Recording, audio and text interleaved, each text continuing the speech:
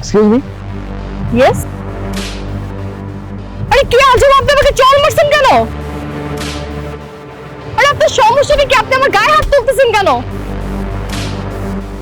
কি আজব ব্যাপার, কোনো কথা না বলে আমাকে মারতেছেন কেন? সমস্যা কি? সরি, আসলে আপনার গায়ে হাত তুলে ফেলেছি। আচ্ছা কি করবো বলুন তো, এটা না আমার একটা বাজে অভ্যাস।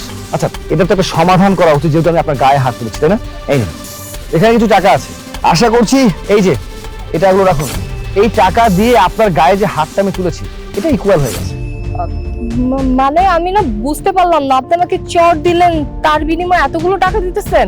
আসলে ব্যাপারটা হয়েছে কি, আমার না অনেক টাকা, এই টাকাগুলো আমি কি করবো, কোথায় রাখবো আমি বুঝতে পারি না। আর তাছাড়া আমার একটা ব্যাড হ্যাবিট আছে, সেটা হচ্ছে কি জানেন, গায়ে হাত।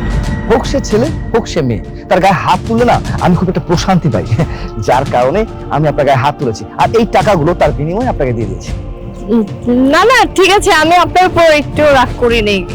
3টা থাপ্পড়ের বিনিময়ে যদি এতগুলো টাকা পাওয়া যায় তাহলে খারাপ কিসের? 100টা থাপ্পড়ও খাওয়া যায়। ভাইয়া আপনাকে অনেক ধন্যবাদ, আপনি জানেন না আমার কত বড় হেল্প করছেন। আমি টাকাগুলো দিয়ে শপিং করব। আচ্ছা ঠিক আছে, এই টাকা দিয়ে আপনি শপিং করবেন নাকি রেস্টুরেন্টে যাবেন এটা একান্ত ব্যক্তিগত ব্যাপার আপনার। আমি চলে আসছি। হ্যাঁ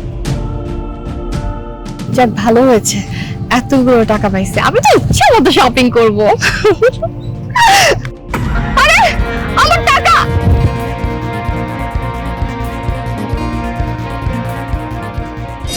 এই ওঠ ওঠ, ফকিন্নির বাচ্চা, আমার টাকা চুরি করে এসে এখানে বসে আছিস না?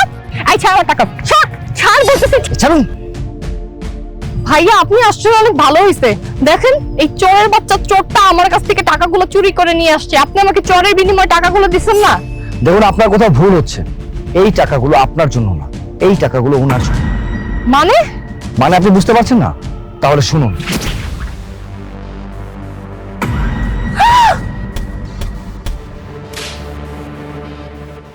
তোর এত বড় সাহস, তুই আমার গায়ে টাচ করছস? এই ভিখারির বাচ্চা ভিখারি, তোর সমস্যাটা কি? হ্যাঁ তোকে আজকে এমনিতেই ছেড়ে দিতেছি, তোর তো আমি চল মারছি, আরেকদিন যদি তুই আমাকে এভাবে ডিস্টার্ব করছস তার জুতা খুলে পিটাবো। জানোয়ার কোথাকার ফালতু।